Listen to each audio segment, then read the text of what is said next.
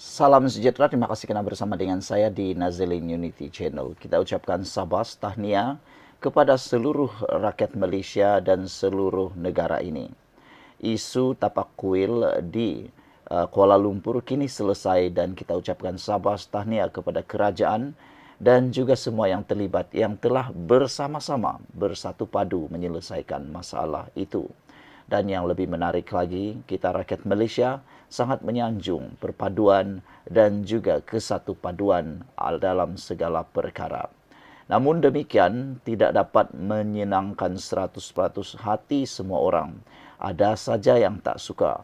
Walaupun tindakan penyelesaian telah dibuat dengan cukup sempurna oleh kerajaan perpaduan, khususnya pihak-pihak berkuasa yang ada di Kuala Lumpur dan Anwar Ibrahim sendiri turun padang membantu menyelesaikan hal itu, adalah beberapa orang ini yang pura-pura kononnya mahu menjadi hero pula.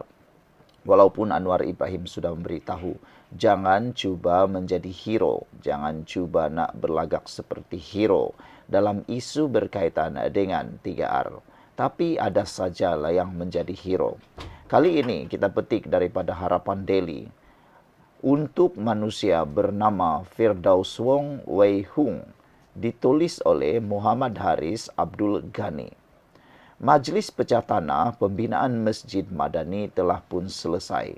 Semalam, kita rakyat Malaysia cukup bangga dengan pencapaian Kerajaan Madani pimpinan Anwar Ibrahim kerana kini masuk dalam sejarah. Pecah tanah pembinaan Masjid Madani selesai dan pembinaan akan bermula. Kini isu-isu yang timbul pun dah hampir selesai. Kuil setuju pindah dan pembinaan masjid akan berjalan. Tapi masalah tak puas hati kau terus terjadi. Kau persoalkan kenapa Menteri Wilayah nasihatkan Jekyll supaya tak ambil tindakan undang-undang pada kuil. Ini pandangan aku, kata penulis di Harapan Daily ini. Sebagai seorang rakyat Malaysia yang cintakan keamanan, Jekyll bawa naik kot bila paling cepat akan selesai. Kalaulah Jekyll ini meneruskan tindakan bawa isu ini ke mahkamah dan tidak mendengar nasihat daripada Menteri Wilayah, apa akan jadi? Persoalannya, bila paling cepat akan selesai kes ini jika dibawa ke mahkamah? Jawapannya mudah. 5 tahun paling cepat. Itu jawapannya. Akan pergi ke mahkamah terpaling tinggi. Di Malaysia kita tahu prosesnya. Daripada rendah sampailah yang paling tinggi akan mengambil masa bertahun-tahun. Itu daripada yang paling rendah ke paling tinggi. Dengan adanya lagi rayuan, bantahan dan lain-lain. Tukar peguamlah, tukar hakimlah, tukar mahkamahlah dan sebagainya. Bayangkan, adakah itu akan cepat? Tidak. Jawapannya mungkin akan ambil masa 6 hingga 7 tahun. Persoalannya, 6 hingga 7 tahun ini masjid dapat dibinakah atau tidak? Jawapannya tidak. Kuil akan dapat berpindah? Pun tidak juga. Katalah Jekyll menang. Mahkamah suruh kuil dirobohkan atau dipindahkan. Berapa lama boleh selesai? Kau boleh bagi jaminan boleh selesai dengan segera. Mungkin 1 hingga 2 tahun lagi masjid dapat dipindah masa ini? Jawapannya tidak, kata penulis. Itu kalau menang. Kalau kalah, macam-macam boleh jadi dalam keputusan mahkamah. Kalau Jekyll kalah, apa akan jadi? Masjid boleh dibina? Jawapannya pun tidak. Jekyll menang dan pada masa sama mungkin mahkamah buat keputusan untuk bagi pampasan pada kuil. Apa jadi? Sama macam senario sekarang. Kalau Jekyll menang di mahkamah dan perobohan atau perpindahan kuil tak jadi dengan aman. Nak cakap kat kau, 10 tahun isu ini tak selesai. Jekyll bawa bincang 10 tahun. Mana kau masa 10 tahun lepas? Apa kau perjuangkan 10 tahun lepas untuk masjid ini terbina? Soal penulis kepada Firdaus Wong. nak suruh berlawan di mahkamah dalam dok bertahun berlawan di mahkamah. Masjid Madani dah boleh siap sepenuhnya. Duit kos turun naik mahkamah mungkin Jekyll boleh cover berpuluh ekon dalam masjid baru tersebut. Saudara-saudara sekalian, kita ucapkan tahniah dan syabas kepada kerajaan, bahkan kepada seluruh rakyat Malaysia yang telah mendoakan proses isu berkait dengan kuil dan pembinaan Masjid Madani di Kuala Lumpur. Semuanya berjalan dengan lancar, semuanya berjalan dengan begitu baik dan sempurna. Semua orang mendapat yang terbaik. Dan kita ingin ucapkan syabas kepada kepimpinan di Kuala Lumpur dan khususnya pemimpin negara sekarang kerana berjaya menyelesaikannya tanpa ada sebarang kejadian yang tidak diingini. Bagi manusia yang bernama Firdaus Wei Hung itulah yang ditulis oleh Muhammad Haris Abdul Ghani. Cukup mudah difahami dan cukup mudah untuk dihadam.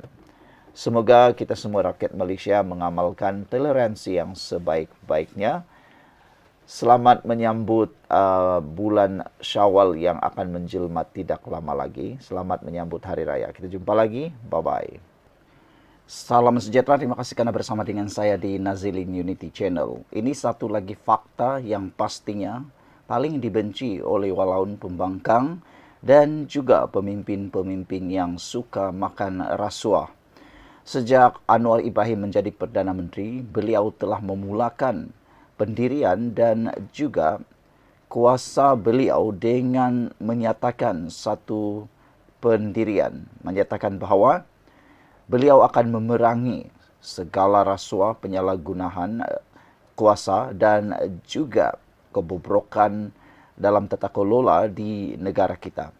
Semua itu telah pun dibuktikan bukan hanya dengan kata-kata dan air liur. Kalau sebelum ini pemimpin-pemimpin terutamanya kerajaan terdahulu hanya seperti batuk di tangga, tidak terlalu serius dalam menjalankan memerangi perang rasuah itu, Anwar Ibrahim kali ini benar-benar melakukannya. Sebelum kita teruskan ulasan ini, jangan lupa tekan butang subscribe dan tekan butang produk bagi mereka yang ada masalah gout, kencing manis, dan tinggi darah. Saya kongsikan dengan Anda produk terbaik yang ada di pasaran sekarang, harganya paling murah dan paling penting sangat berkesan dan telah memberikan ramai orang manfaat dan nikmatnya. Sediakan payung sebelum hujan nanti supaya raya Anda tak akan ada masalah gout. Kalau ada pun ada persiapan. Jadi beli cepat produk ini. Baik. Kartel. Sepanjang Malaysia merdeka muncul pelbagai jenis kartel. Tetapi kesudahan kepada segala kartel-kartel ini nampaknya seperti tiada penghujungnya. Kartel-kartel dilihat seperti lut ataupun kebal terhadap apapun undang-undang. Kerana ada beberapa kartel yang didalangi orang-orang tertentu, didalangi ataupun dilindungi oleh orang-orang besar yang berpangkat-pangkat dan ada juga pula yang berpengaruh. Itu sebabnya kartel seakan-akan susah diperangi. Tetapi ketika kerajaan Madani di zaman Madani perpaduan ini, kartel diperangi habis-habisan. Dah berpuluh-puluh tahun kita membincangkan soal ini. Dan sekarang kita ada menteri yang menyatakan cukup, kata Perdana Menteri Anwar Ibrahim. Kerajaan Madani jelas mahu menumpaskan aktiviti kartel dan rasuah.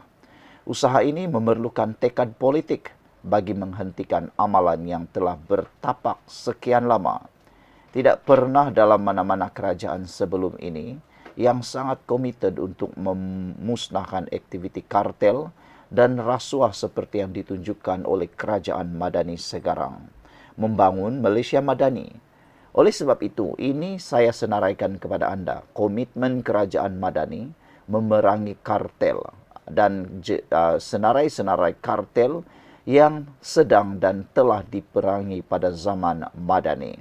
Ramai orang yang tak suka dengan benda ini. Tetapi bagi anda yang suka, share video ini supaya semua orang tahu bahawa Anwar bukan sekadar bercakap kosong ataupun kerajaan ini bukan sekadar bercakap kosong, tapi benar-benar mengisytiharkan perang besar-besaran terhadap kartel.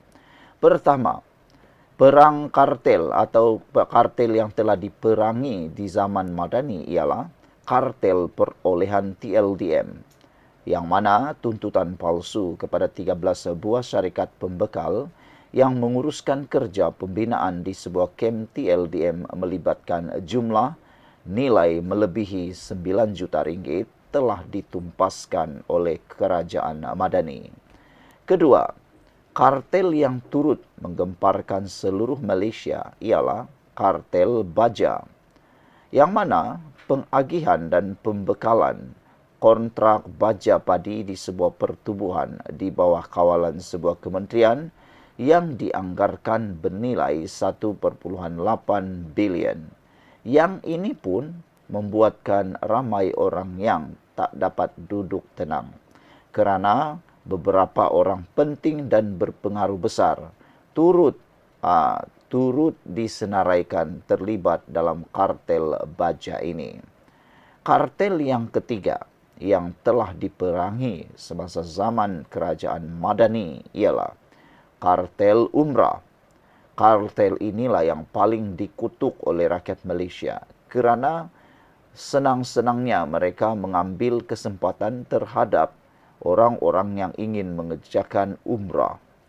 Umrah terlibat dalam perjanjian penetapan harga bagi perkhidmatan perjalanan umrah di Malaysia bermula pada awal tahun 2023. Inilah modus operandi dan kerja kartel umrah.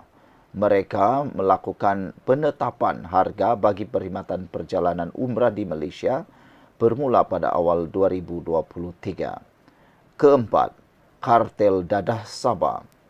Sindiket pengedaran dadah jenis sabu terbesar di Sabah yang disyaki mula beroperasi sejak tahun 2015. Tertanya-tanya kita, tahun 2015, siapakah kerajaan pada waktu itu? Saudara, dengan adanya perang kartel ini, maka kartel dadah di Sabah berjaya ditumpaskan. Kartel yang seterusnya yang diperangi pada zaman kerajaan Madani ialah kartel tuntutan perkeso, yang mana modus operandinya ialah pemalsuan tuntutan hilang upaya Pertubuhan Keselamatan Sosial Perkeso di Pulau Pinang. Yang ini pun memang betul-betul luar biasa.